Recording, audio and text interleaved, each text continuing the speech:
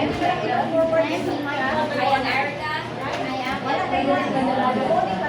we are the group 1. Okay, so before anything else, we will be having an activity. It is called to pass the tape activity.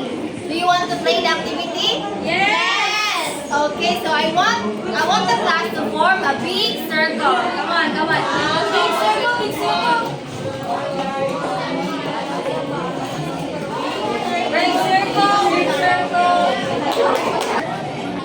Okay, so for this activity, you will be having your own number.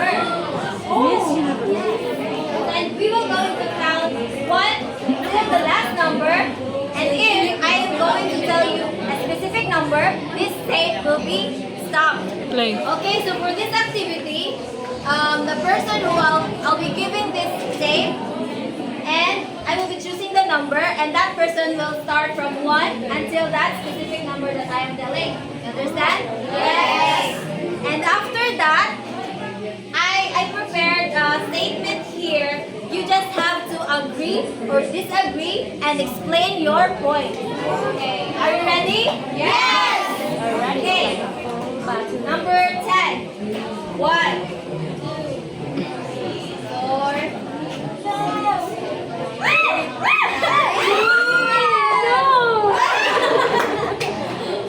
You are doing it.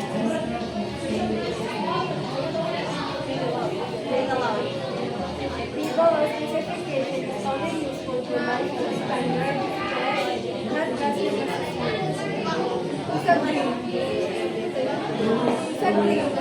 So, disagree on the answer. The statement is, a table of specification is only useful for large-scale standardized tests, not classroom assessment. Disagree siya. Ano man? So the right answer is disagree. Very good. Ano disagreement? The principles of TOS can be used to every or any kanang assessment used in the classroom. Okay, next is number 5. 2.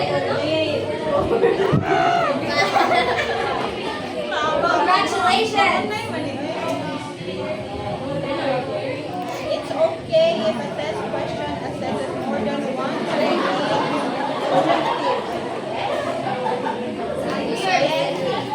Why do you? A test question is intended to check the learning objectives and one. Okay, close, but the answer is disagree. It's because, pero nasa yung point natin, while a question might only intentionally touch upon multiple objectives, it is best to design questions that primarily target a single objective. Dapat, one question, one objective targeted. Okay, next. Okay. 17. 1, 2, 3, 4, 5, 6, 7, 8, 9,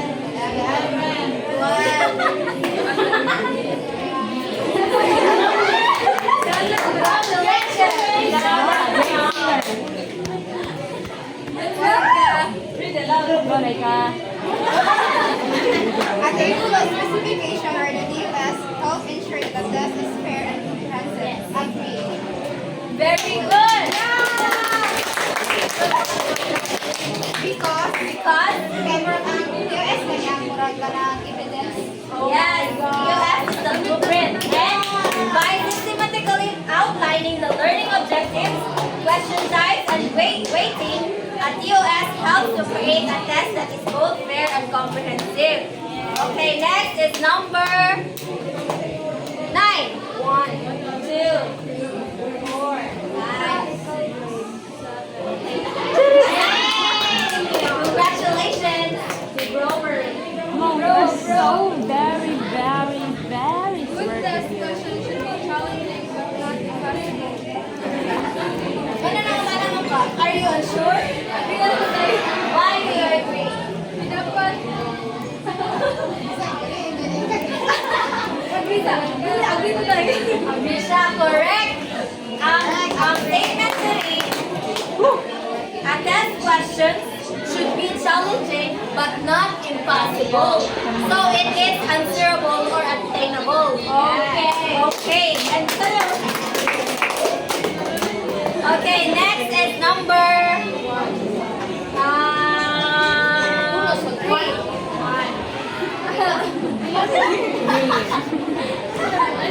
Congrats! Creating a table of specifications is a time-consuming process that's not worth the effort. Does it agree? Why? Because creating a table of specifications is worth the day. Yeah, mahal tayo. Yes, correct.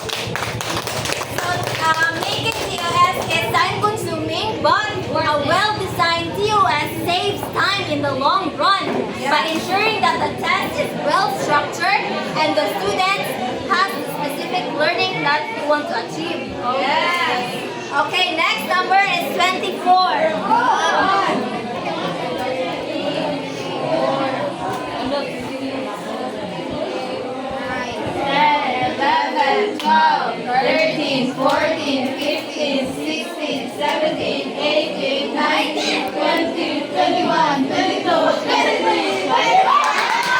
Another four lollipops. Congratulations, the last winner.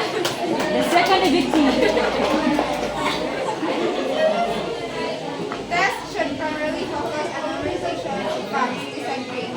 Why? Ay, dapat hindi sa memorization kundi sa learning. Very good. Well, ang memorization of factual na atong gituro nila, dapat sa ma-assess ang higher order thinking skills. Makunahunag sila ba? Like, mag-contact essay, constructed response na dapat magunahunag sila maayo. Mala siya. Okay, that is all. Thank you so much for participating. Okay, now let's proceed to the discussion. So, what is TOS? Please read Jane Marie Lucas. Table of Specification or TOS is a tool used in education to ensure that the test measures what it intends to measure based on Bloom's taxonomy. Okay, what is the Bloom's taxonomy again? Understanding, applying, analyzing, evaluating. Very good. So, a TOS is a tool used in education to ensure that a test measures what it intends to measure based on Bloom's taxonomy. So, TOS helps teachers to make sure a test is fair and measurable. So, dapat maganda ang TOS para ang imong test nga ikuan kay ma-fit siya sa imong objectives. Ang imong objectives kung napiliyon, dapat naka-align sa Bloom's taxonomy. TOS is like a blueprint. Blueprint ni siya sa teacher. So while the test itself is the building or the finished product, the TOS is the blueprint in making the test. So also, it also tells us how many topics or how many questions to give in each topic in one subject. Next is, what is a paper and pencil test? Please read, Rosie. Paper and pencil. A paper and pencil test is a type of test that is printed a piece of paper and that is answered on the same paper with a pencil. Very good. So what do you understand by paper and pencil test? It uses paper. Very good. It's just a regular test that we take every day or every quarterly exam. So there are a lot of type of paper and pencil tests, right? Can you give me an example? Multiple choice. Unsa pa man? Essay. Unsa pa man? Matching type. Very good. But there are two types of paper and pencil tests. The selected response and the constructed response. Can you read the selected response? True or false items, multiple choice type items, and matching type items. Very good. side. So these are the questions where students choose the correct answer in the options provided. For example, sa true or false. Pila ka mo option na i-provide sa true or false? Duha. Duha, true and false. And the multiple choice type test. Pila man? 4. 4. Very good. How about the matching type? Depends. Yes. Daghan siya ka ng papilian. So that is the selected response. If you select for the mga response tama, gives the student. The other one is, please read, constructed response type. Enumeration, completion, and essays. Okay, what do you observe sa constructed response type? Okay, More so on analysis. for the constructed response type, it requires students to create their own understanding or they're using their higher order thinking skills. Makauna-una sila kailangan kaugalingon or giving meaning in their own words. For example, for essay, we use our own understanding to answer the essay test. And an example of creating a TOS is, example, you are teaching a unit on animals. You want to create a TOS to see how much your students learned about your topic. First, you have to create a TOS. So what is TOS? This would list all the important topics we covered, like for example sa science about animals, types of animals, kanang topic, animals, habitats, kanang topic duha. The next step, you create how many questions you want each topic. For example, sa types of animals, 5 ra ka question. Sa animal habitats, 4 ra ka question. Mana siya in creating the TOS. And also, in creating the question, dapat po naka-align siya sa Bloom's taxonomy. If asa siya na-align, example sa types of animals, naka-lima ka ba question. Asa siya rin na-align sa remembering ba? You will assess their remembering or sa understanding, applying, analyzing, or creating. Understand? Yes, teacher. Yes, next is the constructing the paper and pencil test. About that example, you'd create a paper and pencil test. So this would involve, ganyan ni mo choose unsa imong gamiton na test. Unsa ka example sa mga test? True or false items, multiple choice type items, matching type, items. enumeration. Okay, so about sa animal topic, what is the most appropriate or the most fit na test na imong gamiton? Identification, Identification, multiple choice test, isa ba man? matching type, Type, enumeration, night advance, right? Pwede na magkakapili. Dapat po naka-align sa inyo ha? Topic. Next is, we are going to tackle about the steps in making the TOS and the different types of paper and pencil test. So, the first one is, pero na, sabi, planning, test, and constructing a table of specifications. or TOS. so the first step is planning a test or constructing a table of specification or TOS. So planning, it is the first yung buhaton na to, right? Yes. You have to plan in order to ang outcomes sa imong buhaton kay sakto and well-structured and well-designed. So there are 5 important steps in constructing and in planning a test. The first one is identifying test objectives or lesson outcomes. Number 2 is so there are 5 important steps in planning for a test. The first one is identifying test objectives or lesson outcomes. The second one is deciding on the type of objective test to be prepared.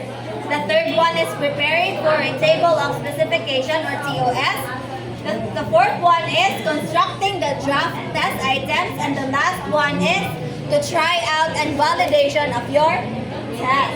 So for the first step in studying for a test is the identifying test objective. Please read. An objective test, if it is to be comprehensive, must cover the various levels of Bloom's taxonomy. Each objective consists of a statement of what is to be achieved, preferably by the students. Example, we want to construct a test on the topic subject-verb agreement in English. For a grade 5 class, the following are typical objectives. So for identifying test objectives, it is to be comprehensive and must cover the various levels of Bloom's taxonomy. Dapat in identifying your test objective, makover niya ang all, bilang ni ka 1, 2, 3, 4, 5, 6 of Bloom's taxonomy. So an example, the subject-verb agreement in English for grade 5, the following are typical objectives. So kanisiya, kanang magbuhat ka ang exam gani, mag-exam ka sa imong English class for grade 5. So the first one is you have to consider the remembering and the Bloom's taxonomy. Remembering means the students must be able to identify the subject and the verb in a given sentence. Diba, na-remember nila? Kaya nga naman, asa may statement na rin ang maka-remember sila. The identify the subject and the verb. Okay, maka-remember mo sila, i-identify nila. Next is the comprehension or understanding. The students must be able to determine the appropriate form of the verb to be used given in the subject of a sentence. So this understanding is able to determine the appropriate form. Okay, baon na sila mo sagot. Very good. So next is the application. The students must be able to write the sentences observing the rules on subject-verb agreement. What do you observe? Nanay? Application. Or nanay applying sa ilang learn. Next is the analyzing. The students must be able to break down a given sentence into its subject or predicate. So dire, nana sila chance na mo-identify mo na siya ang subject, mo na ang verb, mo na-analyze na niya ang sentence. Next is The students must be able to evaluate whether or not a sentence observes rules on subject-verb agreement. very good. So for the evaluation, the students must be able to evaluate. So the word evaluate, dire na ma-measure ang evaluating or the evaluation. Whether or not a sentence observes the rule or on subject-verb agreement. So dapat, maibaw na siya mo identify eksakto ba ang sentence, nakafollow ba sa rules. The last one, Bloom's taxonomy is the sentences are creating. So for this one is the students must be able to formulate rules to be followed regarding subject-verb agreement. So, unsa may statement dira nga ma-justify sa creating? Formulate. Very good. The formulate the word. Nga naman, Maghimo man sila. paghimo nga sila nasa applying sa iyahang kanan nga na understand. So that is all for my part. And for the next step, the deciding of the type of objective test will be discussed by the next reporter. So to continue, we have next the deciding on the type of objective test. So the test So next we have the deciding on the type of objective test. The test objectives guide the kind of objective test that will be designed and constructed by the teachers. When the designing objective test it is essential to align with the learning objectives or outcomes of the lesson. This alignment ensures the assessment accurately measures the intended knowledge and skills or competencies. For example, for the first 4 levels, unsa din yung 4 levels is the remembering, understanding, and applying and analyzing. So kanang paghimo na to kanang kuan kay we can construct a multiple choices or type of test. So, na siya ipag kanang choose sa kung mag-mate ka kanang multiple choice of type sa type. So, for example, sa application or evaluation, we can give an essay test or modified essay test. So, for all the type, the test being formulated must be aligned with the learning outcomes. We can call this a principle of constructing alignment. That's all. So the further information, in this part, we're going to prepare a table of specification. What is a table of specification? So, isuot naman na teacher. Naman ni Marian Lena. So, let's go back to it. It's a test map that guides teacher in basic tests that balance lower level and higher order taking skills. It consists of 4 columns. So, ang POS na siya lower and higher. Kapag tayo which is the 4 columns. Number 1 is the level of objectives. So, ang POS na siya level of objectives. Here, identify subject verb. Muna siya ang mga level of objectives. Statement of objectives. So, statement of objectives. What specific goal of knowledge the task question is aiming for? Parihani, di ba ang D1 sa statement of objectives identify subject verb? Muna ang iyang specific goal. Muna siya sa table of specification. Yan, item number. Yan as you see here. So, for example, if not a new question. So, si number 1, 2, 3, 5, 7, 9, ay siya na belong sa objectives na kanya. Which is identify subject verb. Which is sa calling. Ano naman kung sa subject, 4 of 8. Ang nabilong has 2, 4, 6, 8, 10. So, and the last one is number of item and percentage, which is this one. So, nangyari siya ha. For example, nangyari sa item number. Hapon yung pila ka number. Pila ka o kanang number. 1, 2, 3, 4, 5. So, ibutang mo sa number of items is 5. So, kung saan ka nabagyo as a percentage, nangyari siya. 5 divided by, so total sa tanan. 5 plus 5 plus 5. Diba? Then hata 1, 2, 3, 4, 5. So 5 is yan. Then 5, then 5, then 5, then 1. So nangyari siya. Kani siya 5. At total diba? 5 divided by 35. Sama na siya. Gawas. Sa may gawas na na. Dahil times here siya into 100. So muna ang gawas na percent. So, agibot na namin naman. So, that will provide last item is with 6 levels. Diba? As you can see, recalling, understanding, applying, analysis, learning, and reading. So, each level is just different language skills. From basic recall information to more than 6,000 evaluating and writing. So, nakabantay mo sa table of okay, first, ang pagkakay mo lang siya easy part. Diba? Kaya mag-recall pa ang bata, mag-understand, apply, analyzing. Ika, 5, 6 na kay more complex na lang siya. Or evaluate na ang bata o mag-create. So, muna isuot na natin ang in-order kanina. Unsa evaluate, rating. So, in summary, sa POS is a blueprint that helps teachers create tasks that are aligned with the objective ensures the analysis on a range of qualitative skills. So, the next reporter will be Lika, which is the constructing task item based on POS. So now we will proceed to constructing test items based on POS. So POS, or Table of Specifications, ensures that the test is aligned with learning objectives and reflects a balance across topics and cognitive levels. So first is, how are the test items constructed? So we construct the test items by double the desired items. So here, always remember na ang general rule sa TOS is to draft double the desired number of items.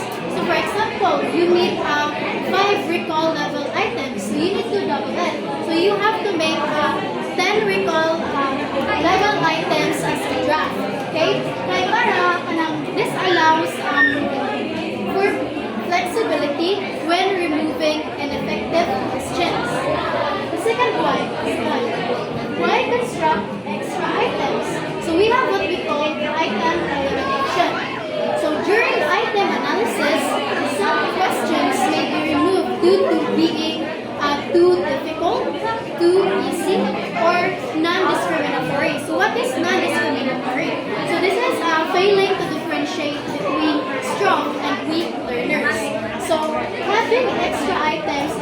that only the most effective questions are included in the final test.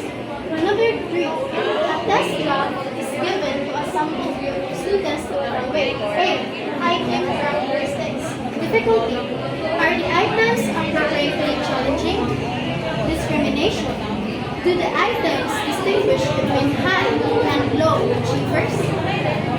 And test characteristics. Validity. Does the test measures what it intends to? Reliability. Are the results consistent across attempts? And practicality.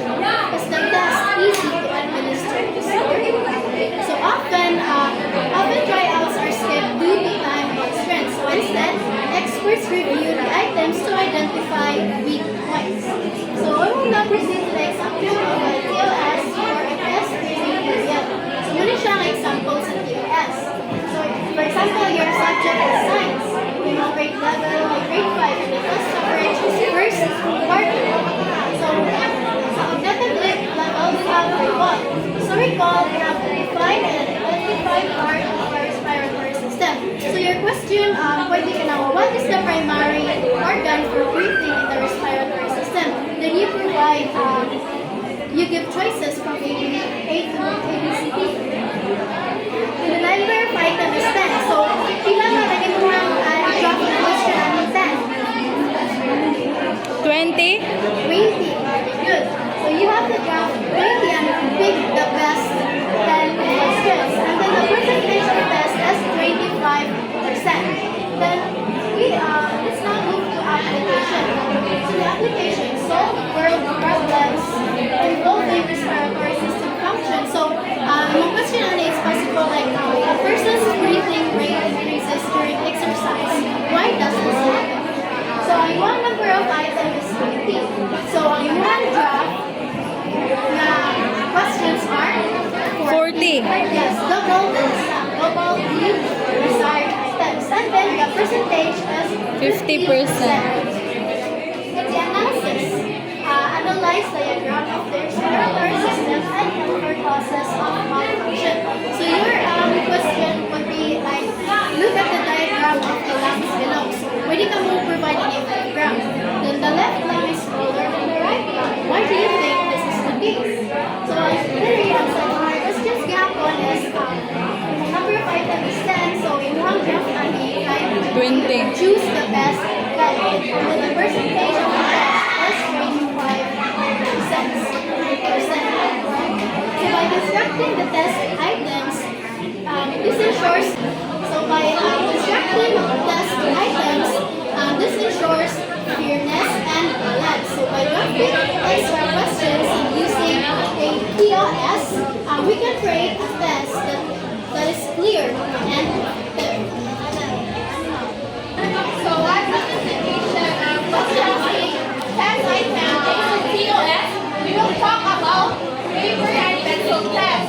So paper and pencil test is a traditional assembly method where students answer different questions using paper and writing tools.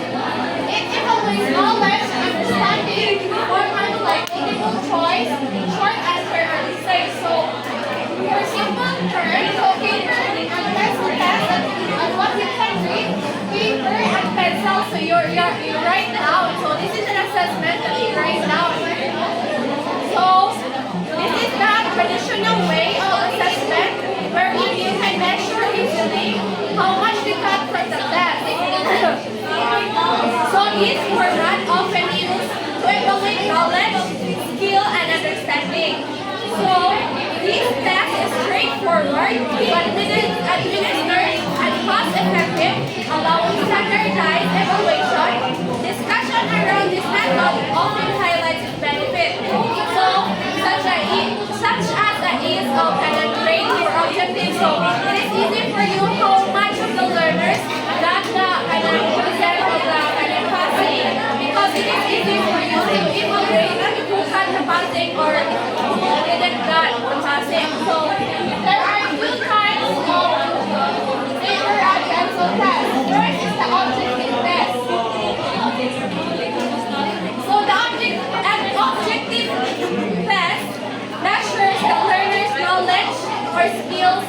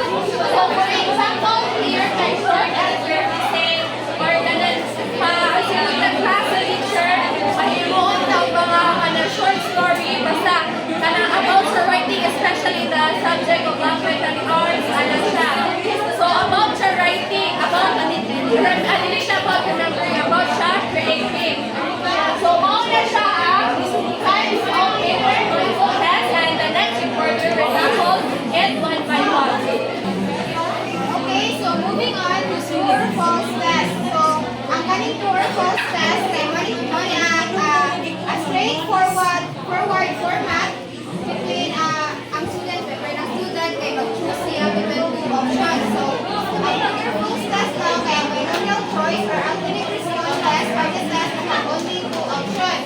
So, sa mali mo react, true or false, right or wrong, yes or no, good or better, check or cross mark, and so on. So, na disadvantage ang true or false test na question because a student who knows nothing of the content of the examination has 50% chance of getting the correct answer by sheer guess.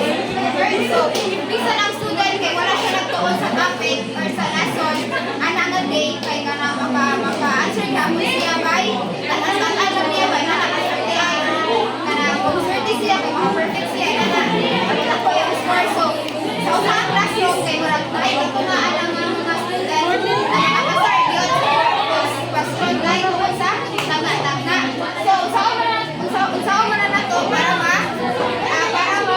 makaibaw ang kanang student kay nakaibaw or wala nakaibaw. So, although ang correction for guessing formula is this, which is itong dalantagan, if bali kay ato false ay tuman na nakalimutan ito. So, may kana tapos may pattern. So, this test the teacher ensures that the following item is able to discriminate properly between sa ato mga estudyante na nakaibaw sa content o sa ato estudyante na wala kaibaw. Sa ato mga estudyante na nagtalaktakan na. So, kung saan na sa teacher na para makaibaw sa makaibig siya mag-discriminate na ang estudyante na nakaibaw sa iyong content. So, diba sa nag-general true or false test ang question kay ang answer na yun kay true na yun ay false. So, in a modified version sa true or false test kay dapat na ay rason ang estudyante ganun true iyang i-answer, ganun false iyang i-answer. So, dapat dapat ang maisla kay i-formulate niya sa test item sa true or false kay dapat kanang well planned gani para makagaw siya kanang kanimata kay kanang wala rin nagtuon ay magtuon kay na may rason. So, for example, sa English, kay kanang ang question ni teacher kay a verb is a word that describes a noun. So, kung answer sa estudyante kay false, kay kanang nagtawag na siya rason, kanang in word kanang nag-describe sa noun. So,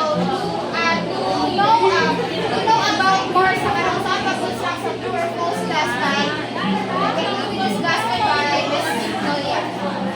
So in continuation of the topic, so the true or false test, there are guidelines on how to make a true or false test. So there are 8 rules that you should follow. The first one is avoid giving it the question. Do not include clues but read directly to the answer. So an example of that, you should avoid the example, the Philippines gained independence in 1898 and celebrated its centennial year in 2000. So it means that what is the centennial year? How many years is that? Centennial years means that it is 100 years. So when we calculated, if you are a wise student, you calculated the 1898. So it means that plus mo 100, it means that then siya mo result into 2000, which is false. So it means that ang statement nimo is not correct. So it is false. So 1898 and 100 years, it means ang iyang one is 1998. Kuwang siya of 2 years. So it means that the sentence is false. So rule number 2 is avoid absolute qualifiers. Do not use words like always, never, or often, which can make answers too obvious. So it means that kung gamit mo ang always, there are mostly results siya into false. So it means example you should avoid the sentence like this. Christmas always falls on a Sunday because it is a Sabbath day. So dili ba yan ang Christmas day ma-falls into Sunday. So to be better, ang imuhang sentence para di kayo halata ang kanang maunga ang kanang questions. Imuhang kanang put sa sentence construction day. Christmas is celebrated on December 25 every year. So dapat it's either kanang most ay imuhang gamiton or it's either na kanang magkuha na kag exact na year or exact na date or either or imuhang kanang italiwan sa imuhang kanang mao dito nga date like December 25 pwede na dino buta nila Christmas is celebrated on December 23 which is false or either Christmas is celebrated on December 25 every year. So next is the rule number 3 is avoid long sentences. Keep questions short and concise as long ones are often perceived as true. Kadalasan dyan nato, mag-kuhan dyan tawag ka ng sentence or ka ng questions, ang ato i-answer is katong pinaka-taas. So it means na kung magbuhat tawag questions or magbuhat tawag mga item test, it should be short. Kaya kung taas ng God, it means na mao na ang true. So, example is, avoid this sentence.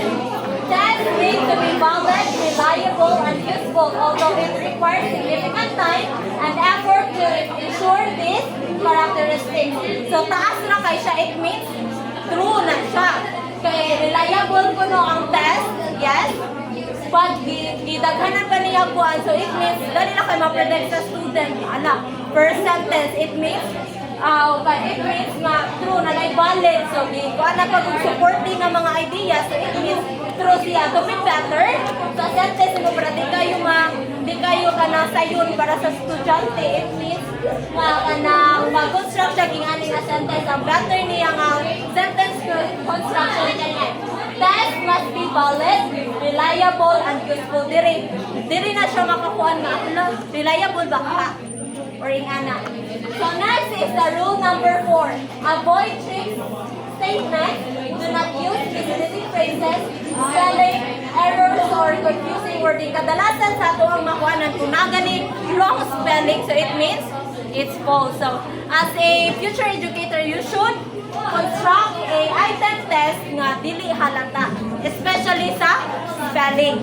So dili ka magkuha og mga tricky nga kanang sa magbuhat ka o kanang kuan nga kanang sayo pang spelling. So it means kung sayo pang spelling, so false na siya largo.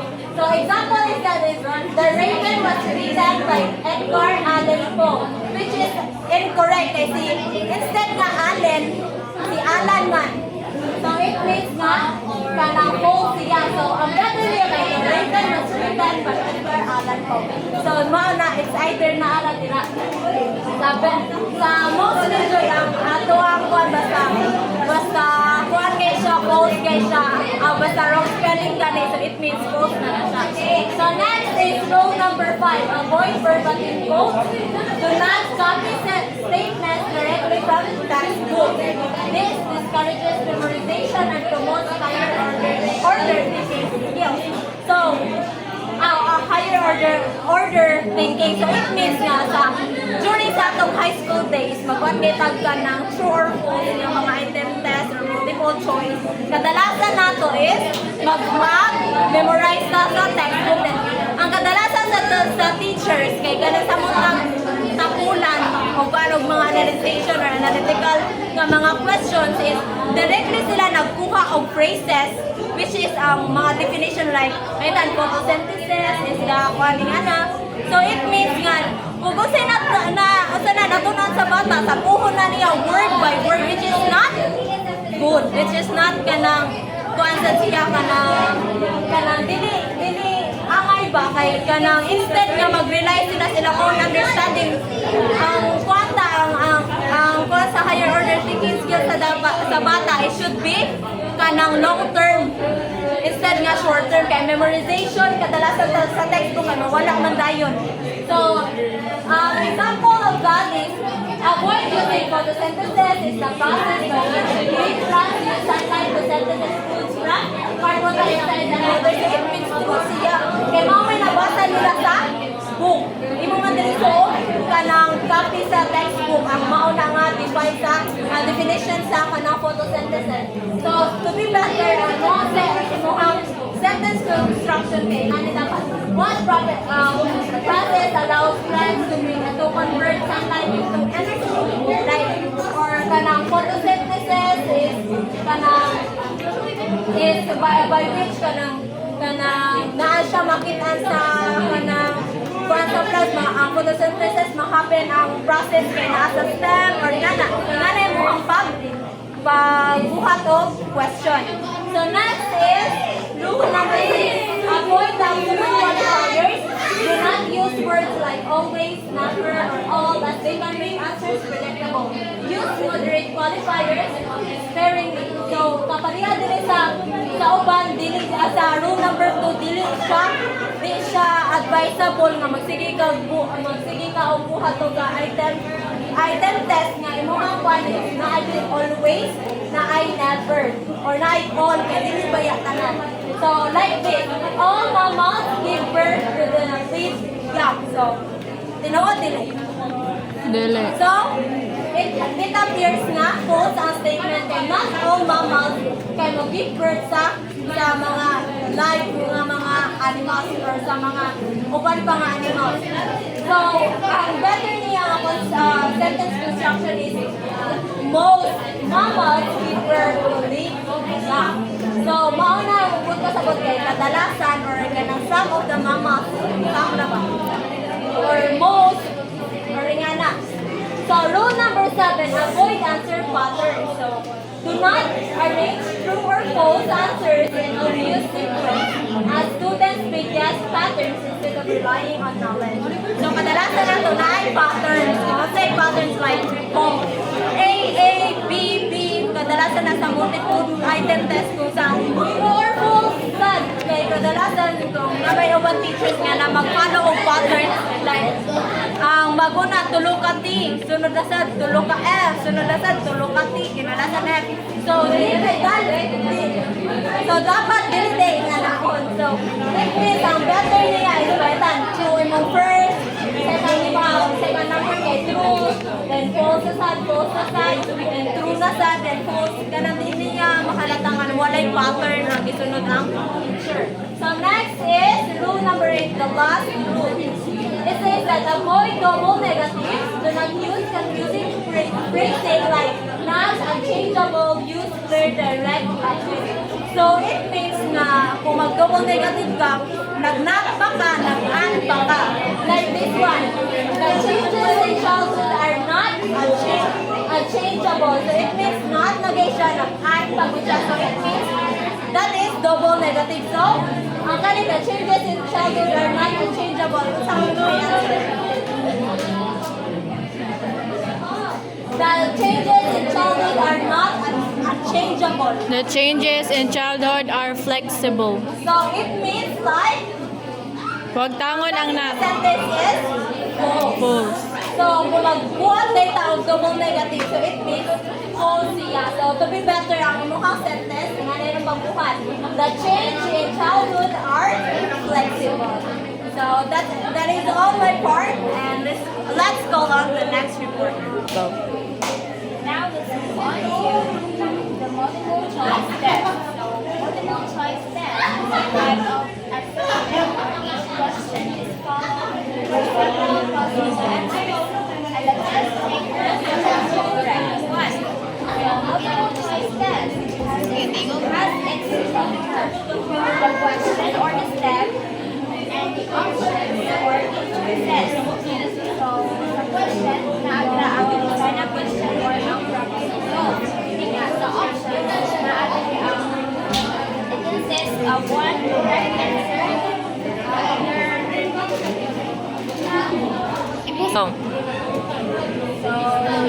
the options na consists of one correct answer, either the best answer or the specific or o sa one na answer dyan. And the several constructions factors or kung na siya ang mga incorrect na answers. Example problem. Can you please read? you are facing a significant life decision, choosing between two job offers. What would you prioritize in making Weigh your that decision. Financial stability And long-term career growth, passion for the work and personal fulfillment.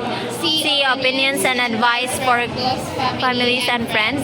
D. Immediate benefits such as vacation, time, and work-life balance. what do you think is the best answer among the choices?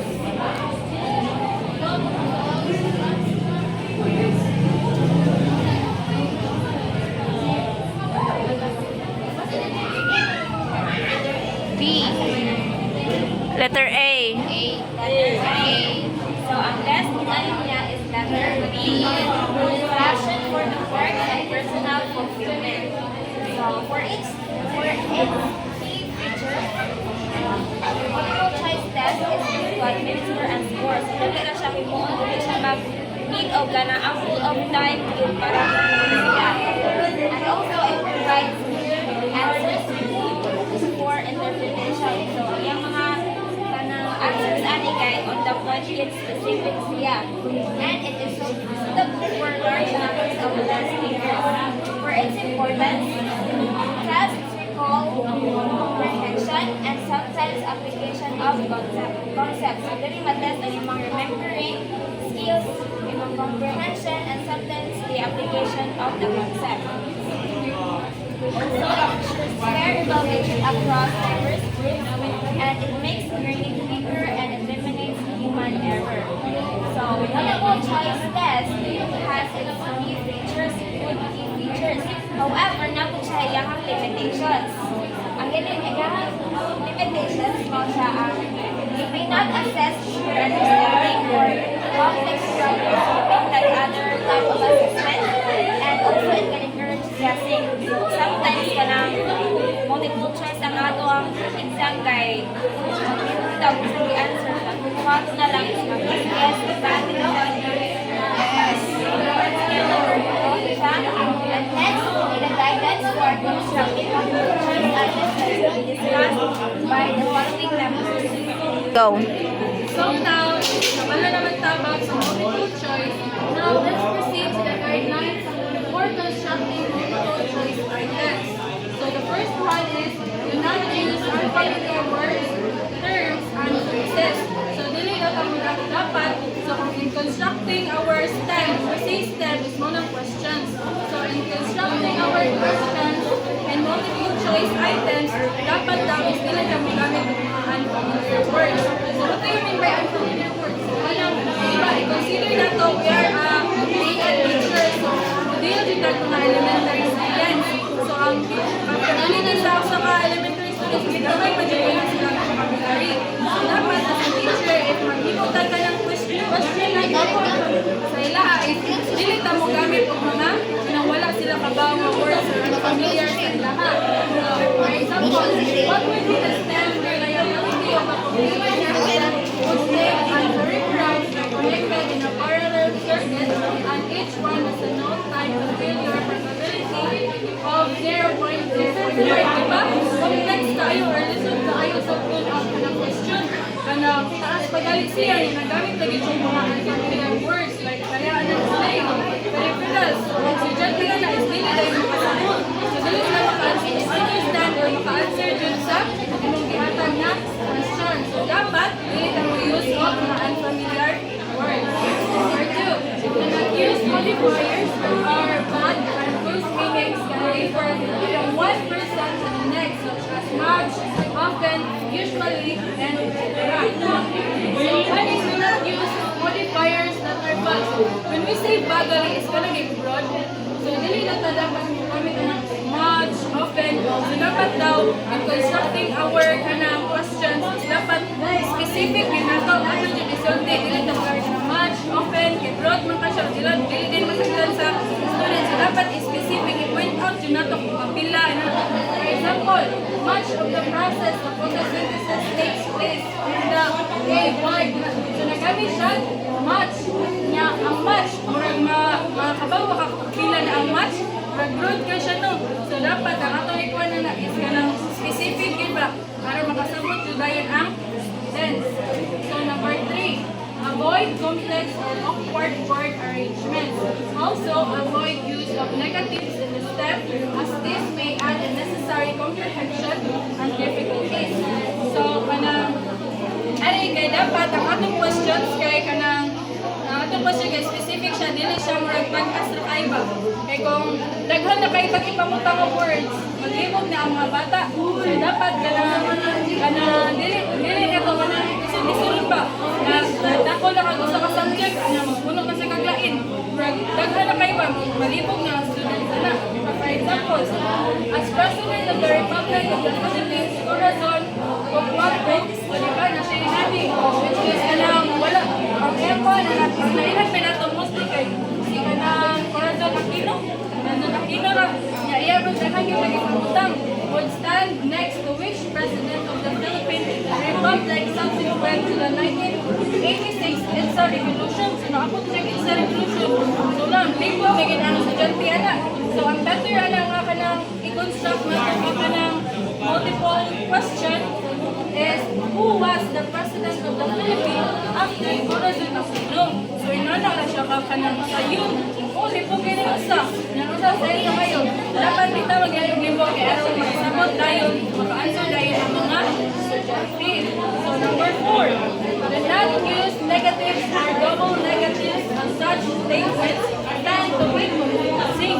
So dili na kami palit na mga double negatives. So unsa mga double negatives? So for example, which of the following will not cause inflation in the Philippine economy? So kanina, negative na ni. Ang kanina negative po ni. So diba ang iyang igamit, nag-not siya, nag-cause budget siya, so double negative na siya. So ang better ano niya araw po ano is which of the following will cause? So what's that not will cause inflation and the Philippine economy. So dilita mo dapat magamit ang mga double negatives. Kaya ma-confuse ng mga bata. And the next is number 5, which items then should be as short as possible. So otherwise, at least testing more for reading and comprehension skills. So dapat daw as much as possible ang atong questions is short na yun siya. Kaya kung task mo na lang siya, lain na matupikuan, dili na multiple choice. Nagari na ta sa comprehension, sa testing for reading, so naabot na nila. So multiple choice man ta, so dapat short as much as possible. Number 6, the structures should be equally plausible and attractive. Okay, for example, the short story may raise gift on written by the Filipino author. So, nag-start siya ang Filipino author. So, kung ang above na to, kung sa atong sentence, kung sa atong question, dapat ma-relate siya sa atong ang mga kanang choices nga papilian. So, nag-above na siya sa Filipino author. So, dapat ang atong ibutang sa point. Filipino kung sa June author para dili sila maglibog. So, mana ang instructor should be equally plausible and attractive. So, dapat magka-comprehend or magka-sinagtanay ang question ng atong multiple choice. And the last one is number 7. All multiple choice options should be grammatically consistent with the stem. So, dapat ang mga choices ko lang ito dili is feature ay kanang ibasa niya sa students. Diba, basta ko mga students ang question. So, dapat ba kanang ibasa nila is masumpay gali ang kani ang ilang mga choices. So, for example, as compared to the authors of the 1960s authors in the 1980s, so, hindi masumpay no, traveling showers. So, unsa may mga kuha to kani of the 1960s authors in the 1980s contain more safety measures. So, dapat mag-fit siya sa atong question na masumpay ang ato ang correct answer.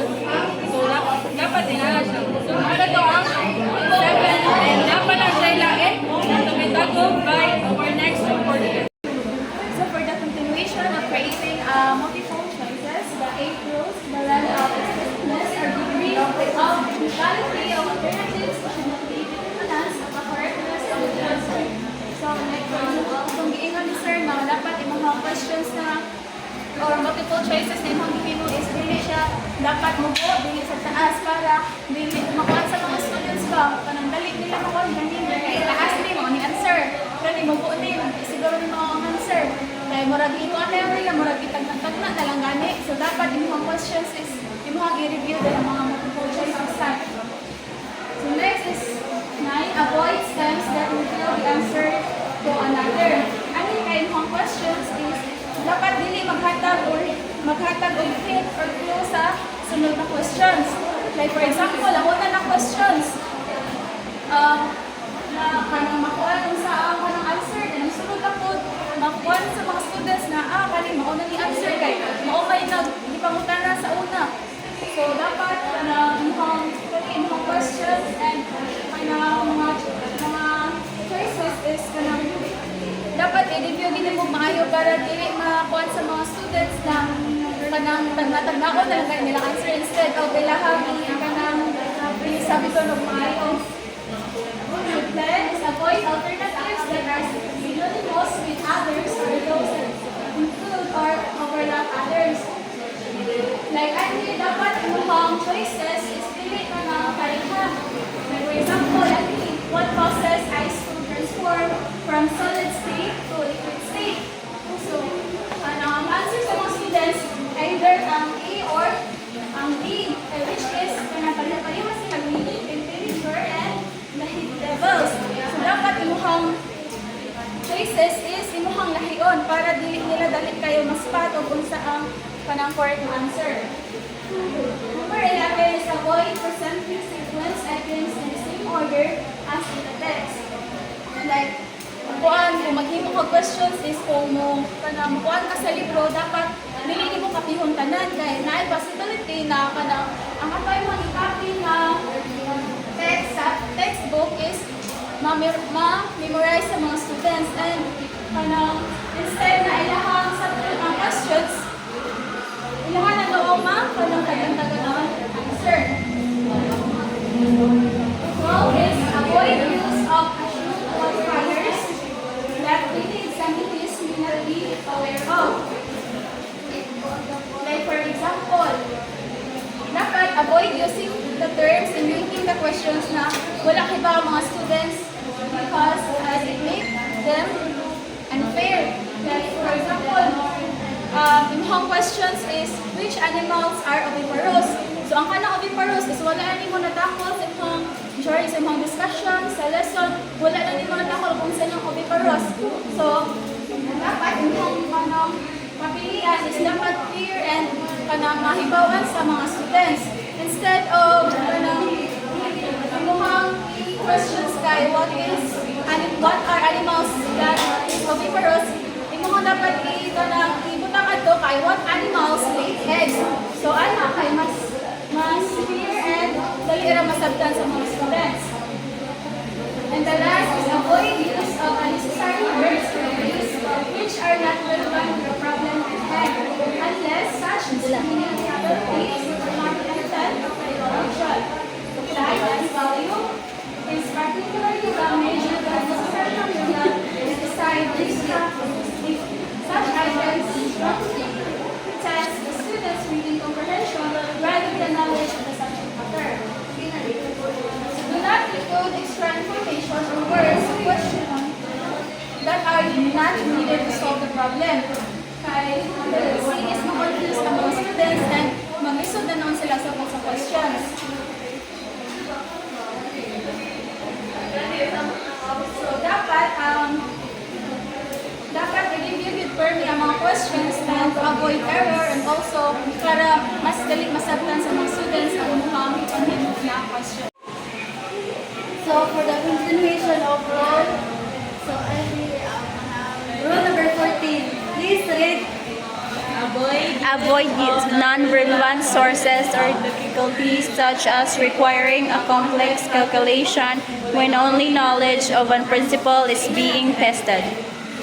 Note, in a previous example, knowledge of the sine of the 30-degree angle would have led some student to use the sine formula for calculation even if a simpler approach would have sufficed. So sa kanina statement is nagpakita siya kung unsa ka importante nga malikayan ang pag-appeal o dili na kinahanglan nga information or choices sa usa ka problem or sa kanang question nga mao hinungdan nga maglibog ang students o maglisod sila. So for example, you want to imong kanang i-test sa imong students nga kung nakasabot ba sila sa concept of speed. which is speed equals distance divided by time. So, ang possible na question ano could be, a car travels 100 kilometers in 2 hours. What is its speed? So, sa kanina question kay direct na bitaw na matest nilang understanding sa formula. However, napoy other question. A car travels 100 kilometers in 2 hours. On its return trip, it faces strong winds and takes 3 hours. What is the average speed for the entire trip? So, ang kanina question kay the extra details about the return trip and average speed nga ang kanang question kay kanang mahimong more complicated na bitaw kanang palapanan pa nimo nga libugan pa nimo students about the question. So dapat i-question ani kay a car travels 100 kilometers in 2 hours. What is its speed? So ang lesson lang ani kay kanang nga mag-design ka question nga maka-encourage sa student nga mas mo-focus dito sila sa most nga straightforward and relevant solution to avoid unnecessary cognitive load. So number 15 is waiting. So number 15, pack the question. Still, here is an example of question which has no question. Avoid it by all means. So, for example, the Roman Empire. So, sa kanina statement kay kanang advices against creating questions nga kanang kuwang bitaw kuwang yung question kanang maka-confuse sa students nga kanang confuse sa students and make the assessment nga unclear. So, sa gihatag nga example, the Roman Empire nga kanang is presented without a proper question. So, dili sa proper nga question no kay the Roman Empire nga alargo na sa A, B, C, D. So, students might not know kanang kung unsa man ang pangutana ni the Roman Empire na wala lay sumpay. So, to avoid this, always include a clear question in the STEM. For example, ang dapat nga i-question diri kay which of the following was not a characteristic of the Roman Empire? So this version implicit states what the student needs to do and ensuring clarity and focus. So sa number 16, use the none of the above option only when the arcade answer is totally correct. When choice of the best response is intended, none of the above is not appropriate since the implication has already been made that the correct response may be partially correct. So, in this guideline, explain when it is appropriate to use none of the above options in multiple choices. So, now to key points there, which is use and avoid. So, sa use none of the above only when the paid answer is fully accurate. So, none of the above works when there is a clear and absolute correct answer and all the options are incorrect. For example, what is the capital of France? So, ang nasa choices kay Madrid, Berlin, Rome, and letter D none of the above. So, wala man diri ang kanang capital sa France, which is kanang ang answer ani kay none of the above. So, number 2 kay avoid. Avoid none of the above when asking for the best response. So, kanang dili mo i-answer ang none of the above kung nana sa answer, nana sa choices ang iyang answer. So, for example, which of the following best describe a healthy diet? So, kanang A, high in fats and sugar, B, low in fats but high in sugar, C, balance in nutrients, D, none of the above. So, ang answer aning kay letter C, balance in nutrients.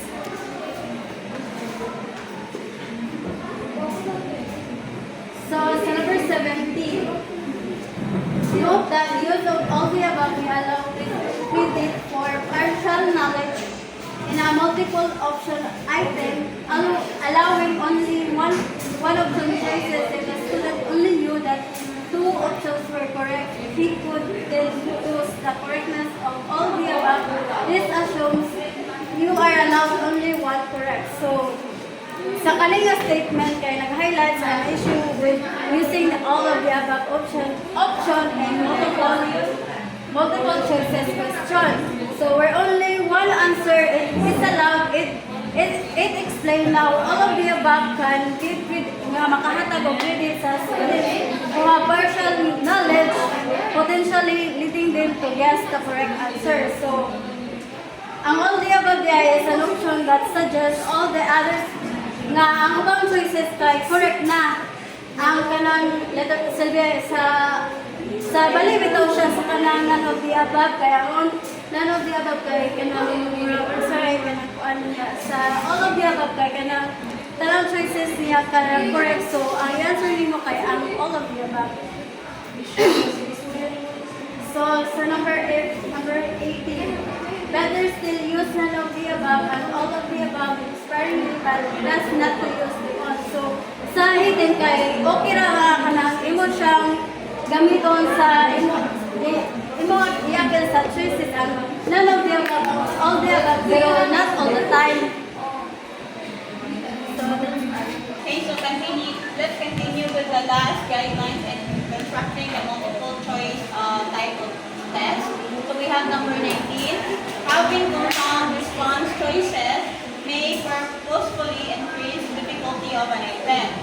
So the difficulty in a multiple choice item may be controlled by varying the homogeneity or degree of similarity of responses.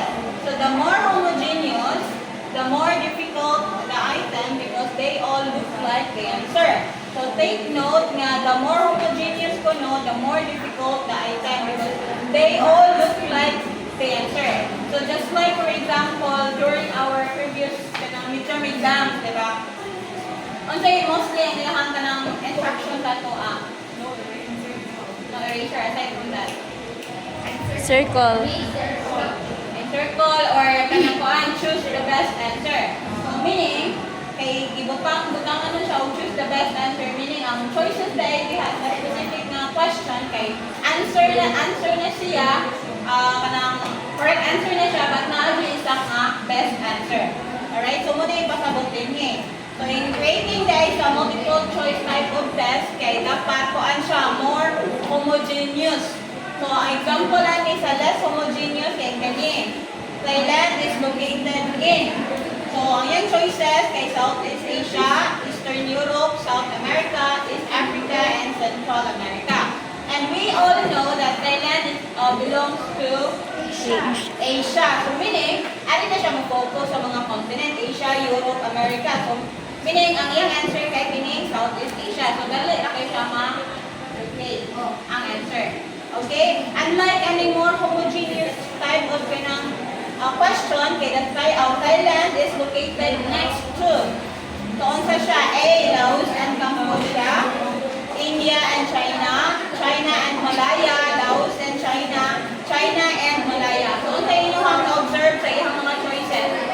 They all, yes, dapat, and they all belong to one continent, kanara sa Asia, which is ang Thailand also na belong din na. So, wala siya, mas more homogeneous, mas kuan sa bata nga mayo siya judihang, unsa judihang makatunan. Okay? Tagay ra? Yes.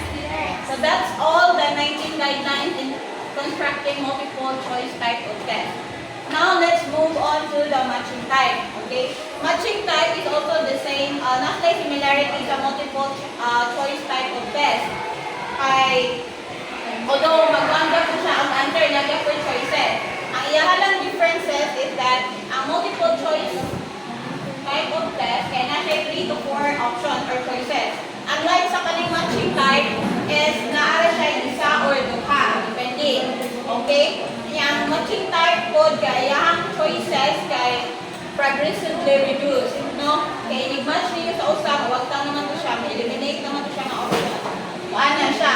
But then natay guidelines nga gi-follow in constructing matching type of test. So we have number 1, match homogeneous, not heterogeneous items. So, homogeneous, akong ikuan kay, di ba, 1. Okay, so, dapat, kung mo, for example, kung mo kuan ka og authors sa mga sa book, so dapat, authors ra gyud sa book ay muhang kuan. And then, inihang choices, kay iyang mga literary works. Okay, so din mo siya butangan o kanang mga authors sa book niya, napoy silang nationality. So, dili na siya. Kaya dapat homogeneous ang imong item. Alright? So, muna siya ang examples. Okay?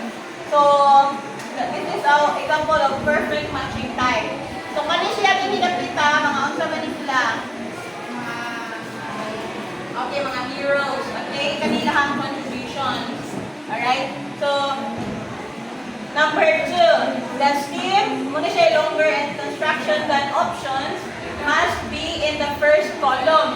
So meaning, ang kanadin na itaas na magmagandang contributions nila, so dapat na siya sa column A. Ha? And then, ang iyahang options or iyahang mga choices, usually shorter na siya, must be in the second column. So, ang iyang contributions, ang kanang mga options. Okay? B, column B. Alright, na-get ra?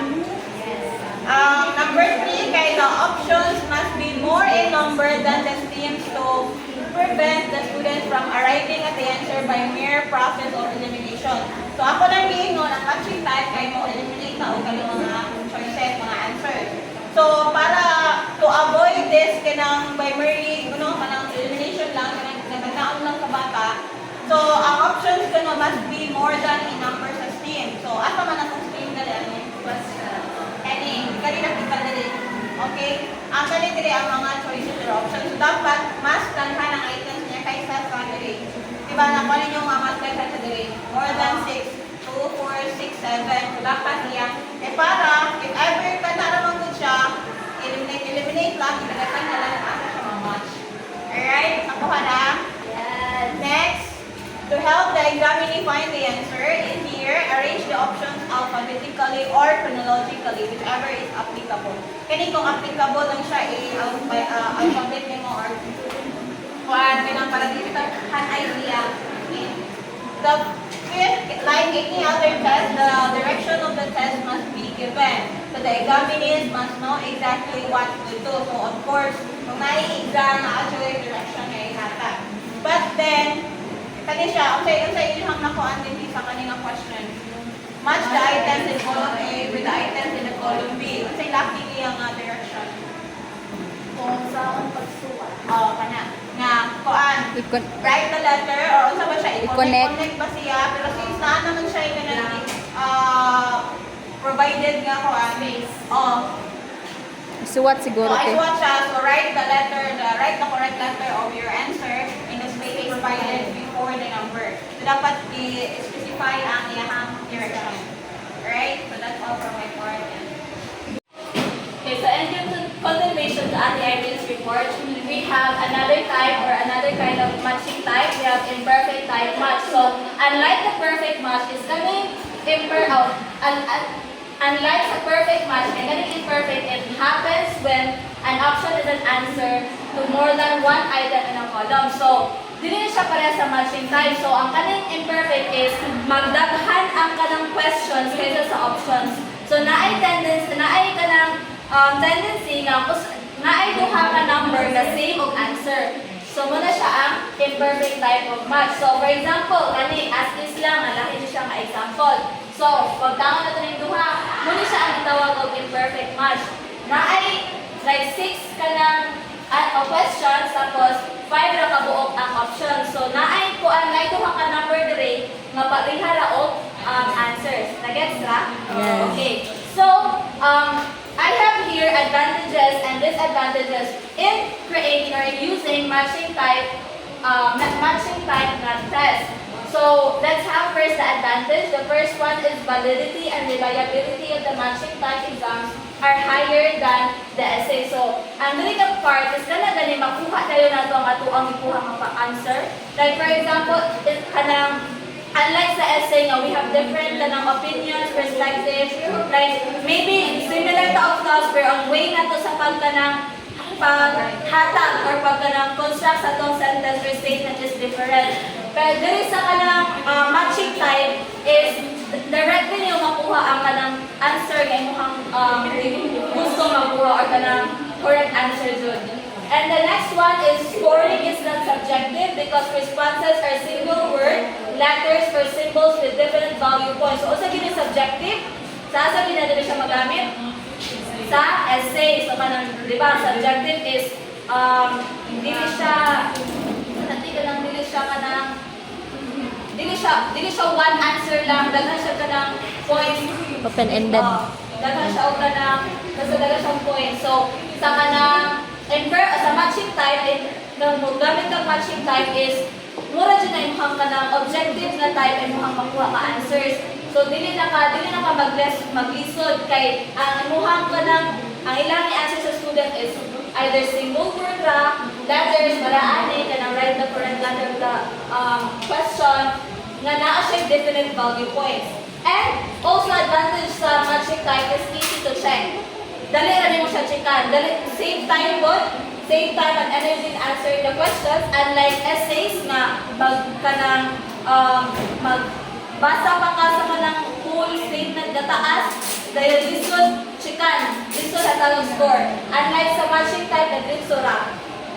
And then, kung natay advantages, napo na disadvantages. Una na dira is hard to prepare. Lisod siya buhaton because we need to kanang consider na ang questions nato, atong options is relatable sa usap-usa para mura tali maghatag og kanang to let our students na mag-analyze sila, mag-eliminate sila sa answers, sa correct answers, dili lang kay kanang rinso lang kana. And then it measures factual knowledge only. So dili siya wala siya anang analyze, wala siya anang kanang apply creating. More on, ano na siya, knowledge, more on remembering na siya. And that encourages memory work even without understanding. So, bisag buka ka sa book, pwede rin mo i-memorize. Makakuha na ka sa answer. And pwede ka mag-guess kanina type sa exam. So, bisa na buka ka sa book, buka ka naka-study, pwede rin mo siya kanang i-guess-guess kung usay answer sa kanang question. So, kanang dili siya makakuha ng higher order thinking skills. So, more na siya sa lower. Kay factual knowledge naman. Okay, so that's the advantages and disadvantages in doing or using matching type. So, saan na to? When should we use matching type? So, effective ang matching type kung ang atuang di ka ng test is to kanang let the students identify sa relationship o association ra between the similar items.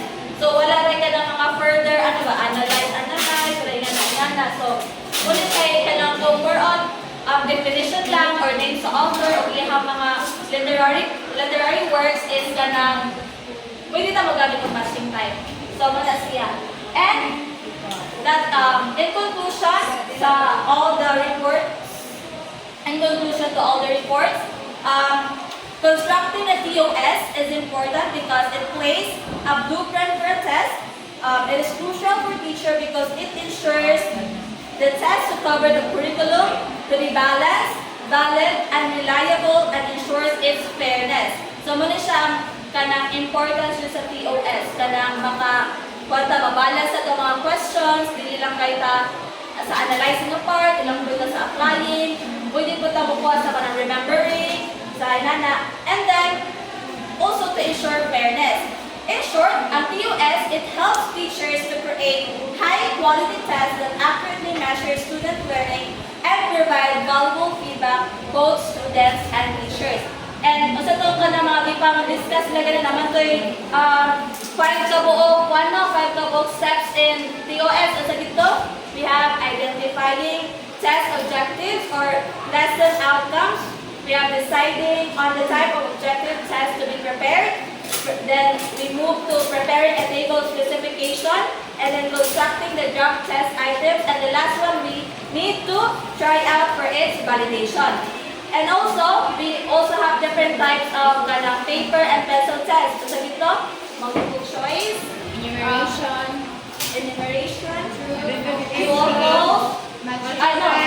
wala nila ako na pagdala ka po. we have kanang multiple choice, true or false, and matching type. So muna siyang tulo ka paper and pencil test that we discussed karon lang. So in multiple choice we have in true or false rather, we have 8 rules. Diba? We need to kanang consider that in order na ma-effective ang atong true or false question or kanang test. For multiple choice, we have 19 questions.